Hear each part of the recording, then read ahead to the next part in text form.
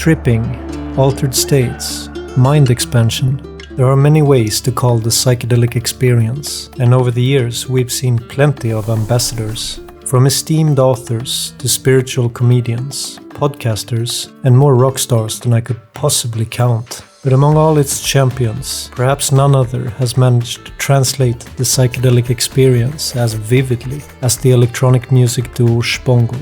For 2.5 decades, Shpongle has been on a mission to produce music that tickles our senses and alters our minds. And it all started with one album. Back in '98, with their acclaimed debut You Shpongled, they unleashed some of the trippiest sounds we'd ever heard, subsequently pioneering a whole new genre of electronic music. In this video, we'll take a look at what makes this album special and how it succeeds in expanding our minds in more ways than one. Ready? Let's get Shpongled. Trance music is regarded as a type of music that tickles the endorphins to make them come alive and for one's consciousness to be expanded through the cosmic sound of music. Although Shpongle incorporates multiple musicians both live and in the studio, the band is, in essence, producer Simon Posford and his proclaimed muse, flutist Ram. At first glance, they might seem like an odd couple, Posford being British and Raj Australian, not to mention the 30-year age gap. Nevertheless, despite age and their different trajectories, they would cross paths and flourish within the burgeoning Goa scene. It looks as if it originated from the 1960s, but the sound is more modern, created on the latest electronic equipment. Psychedelic trance originated at parties on the beaches of Goa in India, and now it seems to have spread all over the world. Its musical roots go back to rock and acid house, but basically it's music to dance to party to entrance. While Goa Trance indeed channeled the spirit of the 60s, taking more of an interest in psychedelics and spiritual connections rather than hookup culture, sex and alcohol, the music at these parties didn't feature any mind-melting guitar solos or lyrics about white rabbits. Instead, it was entirely electronic. Its purpose? To literally put the dance floor into a shamanic trance through its long progressions, multi-layered melodies, and fast, steady bass lines. Concerning Simon Posford, thanks to the release of his 2 highly revered albums as Hallucinogen, he went on to reach superstar status within the scene, and to this day he's still regarded as one, if not the best, Goa trance producer of all time.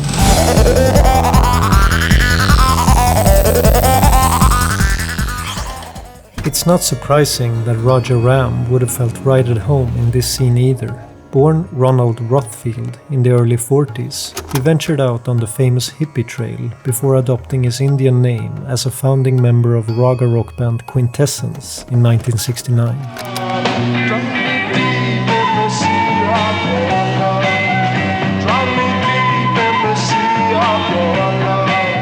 In any case, Posford and Raj became friends and started making music together. And there was one project in particular that would lay the foundation for their future sound.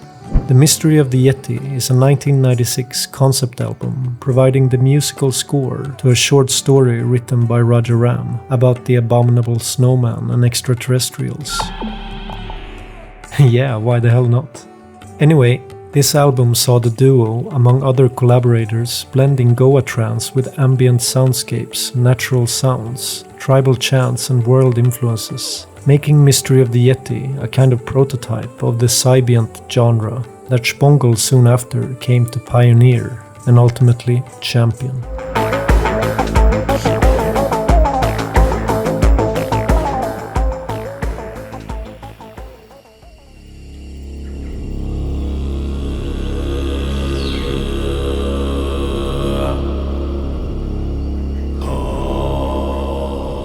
For thousands of years, in ancient shamanic traditions, music has been seen as a vehicle for experiencing altered states of consciousness. Historically, across the world, a broad scope of instruments and songs have been used to induce a trance-like state in which a connection to the spirit world is possible. The shaman's drum in particular has been especially common, as it provides a rhythmic beat in tune with the vibrations of the earth. and the body's natural heartbeat, in a sense becoming a link between the two. In many of these cultures, hallucinogenic plants have also played a big part in the ceremonial practices. According to shamanism, whether it's the ayahuasca of the Amazon, the fly agaric of Siberia, or the peyote of the wheat shoal, these plants, used in conjunction with music, have a unique healing magic.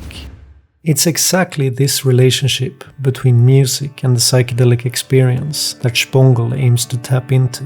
Posford explained how the project was conceived at Glastonbury Festival in 1996. I remember clearly, Raj and I were sitting there watching this Celtic harp player, and I think we'd both taken some psychedelic substance. We were listening to this beautiful music emanating from the fairy goddess and her wooden harp. We were just fascinated by her. Raja and I had only made trance music up to this point, but during that performance we thought it would be really nice to try and capture that particular moment. It wouldn't have to be dancey, just something that reproduced the energy of the stone circle and tribal beauty of the bonfires. Judging from the above, one might jump to the conclusion that Shpongle's just another drug band that you need to be high to enjoy. It's important to note, however, that's not really what they're going for. Posford goes on to explain that psychedelic culture, in essence, is about expanding the mind, and that's ultimately what their music's about. It doesn't need to involve any chemical substances whatsoever. And if Shpongle's mission is to expand minds, they sure expanded a good few with their debut album You Shpongled, an album that just oozes psychedelia before we even hear any of the music. The title most likely being an homage to acid rock pioneer Jimi Hendrix's first album Are You Experienced? And don't even get me started on the artwork. Moving on to the actual music, even though You Shpongled consists of relatively few tracks, the total runtime adds up to nearly 80 minutes, and it does require patience from the listener. Don't expect to hear any traditional song structures on this thing either. The album is literally made to, as mentioned, expand our minds and take us on a transcendent journey, therefore justifying the progression and length of individual tracks. To achieve this hallucinatory listening experience, Shpongle mixes a potent cocktail of dub, trippy synths, ethereal flutes, Eastern instrumentation, tribal chants, mystical vocals, as well as sampling from the natural world, obscure science fiction, and esteemed psychonauts.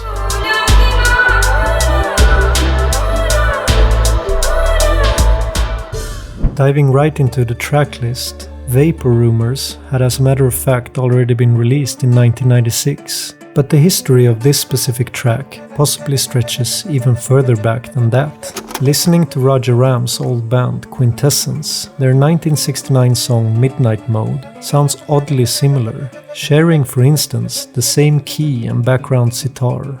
Raja's flute also seems to be at least influenced in some way by the older track.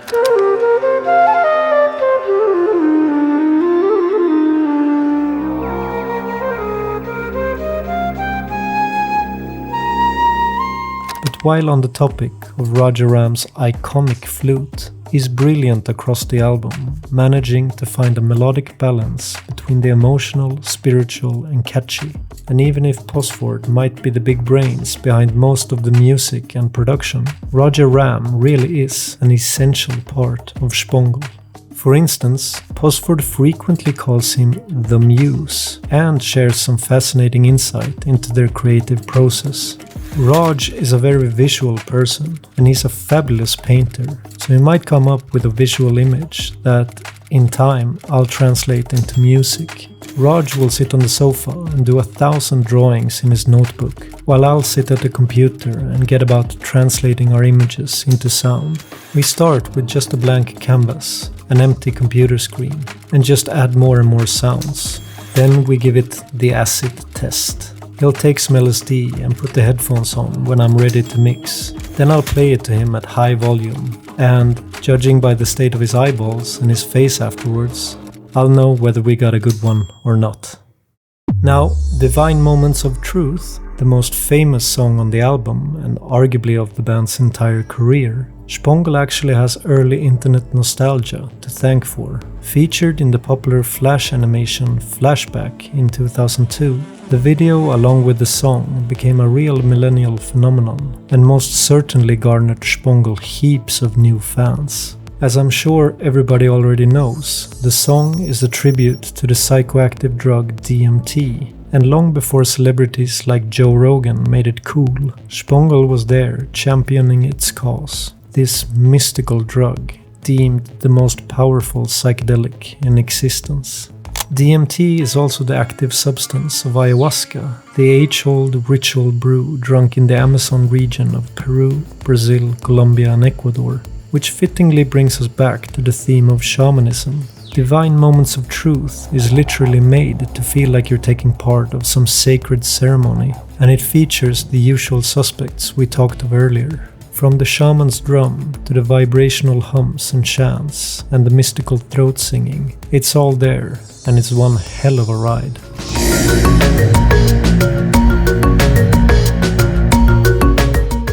And apparently, Divine Moments of Truth isn't the only song on the album that's directly influenced by DMT either. Regarding a different track, Posford explained how he, during a trip, was inspired, or directed even, to make use of a very special melody. I could see the music we had been working on, and these machine elves, as Terence McKenna calls them, appeared to be getting off on it. They were dancing, laughing and enjoying it. There was a little flute riff in there that we could all see. It was red and blue and melting like one of Dali's clocks. These creatures suddenly turned serious and told me, "You have to go back and find this particular flute. It is the divine riff, and this is the one that you have to use." So when I came down, I went through one of Roger's takes to find it. And sure enough, there it was. The tune was Behind Closed Eyelids, and the flute riff that appears in that track was an imitation of the riff we had been instructed to use by the alien creatures we encountered on DMT.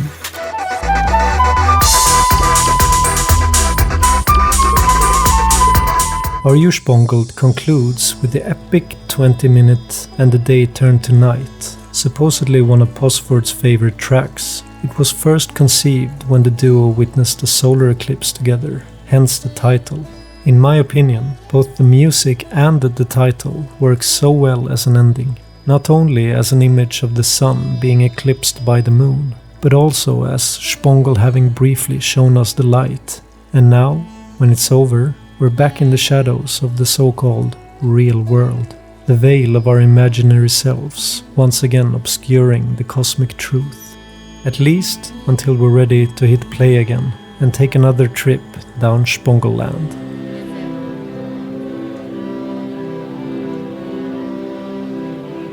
So that's You Shpongled in a nutshell.